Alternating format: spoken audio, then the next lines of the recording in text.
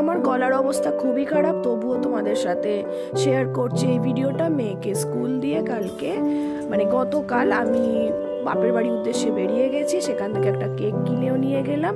কেন কি শুধু হাতে তো আর যাওয়া যায় না, কারণ হচ্ছে যে ছোট বোনের বিয়ে হয়েছিল তার জন্মদিন আছে। তো আগের দিনই ওর বর সবাইকে ইনভাইট করেছে, ছোটখাটো গেট টুগেদার এই নত একটা হয়ে যাচ্ছে, শীতকাল বেশ ভালোই লাগে। তো প্রচুর দোকানে কেক এসছে স্টক, কেন কি ভ্যালেন্টাইন উপলক্ষে।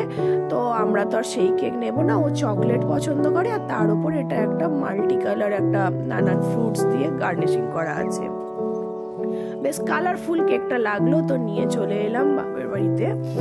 বাপের বাড়ি পথ ধরে হেঁটে এসে দেখি বোন এসে গেছে, কেন কি সকালবেলা মা ওকে বলেছে সকাল লাঞ্চটা অন্তত তো এখানে কর।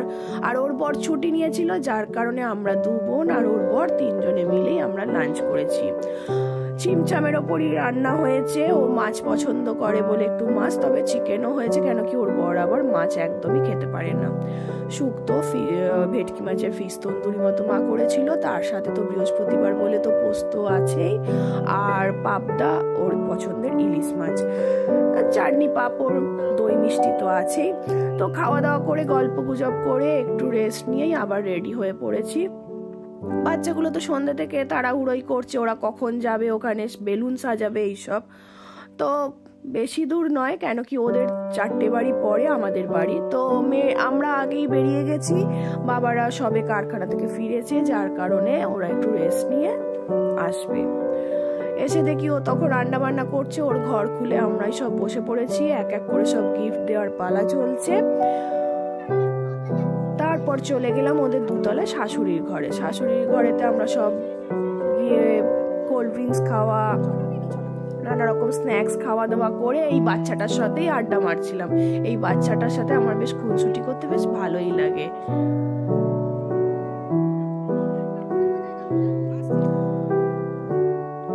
আর এটা ওর শাশুড়ি এত গণেশ পছন্দ, যেখানে যেরকম নানান মোটিভে নানা রকম গণেশের স্টক করে রেখেছে এই শোকেসটাতে। তারপর চলে গেলাম একটু রান্নাঘরের দিকে, ডিমের টেবিলগুলো ভাজা হচ্ছিল, লাস্ট ফ্রাই যাকে বলা হয় গরম গরম সার্ভের জন্য। সবই হোমমেডই হয়েছে, বোন ডিমের টেবিলটা করেছে, আর লাস্টে মিষ্টি মুখটা ওই নিজে হাতে রান্না করেছে।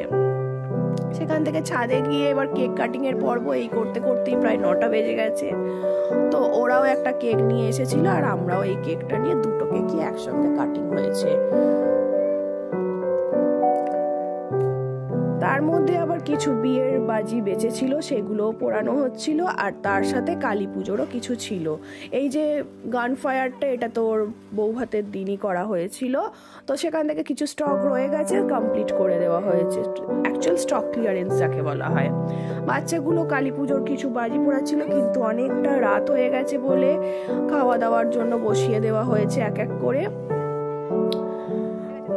গরম গরম ডিমের টেবিলটা তো বেশ সুন্দরই হয়েছে, আর ওর হাতে ডিমের টেবিল তো আমরা মিস করি প্রচন্ড ভাবে। আর তার সাথে এই ফ্রাইড রাইস আর চিকেন কষা আর এই সিমুইটাও বানিয়েছে, বেশ ভালো রকম পেট মোটা করে। Again happy birthday Putu.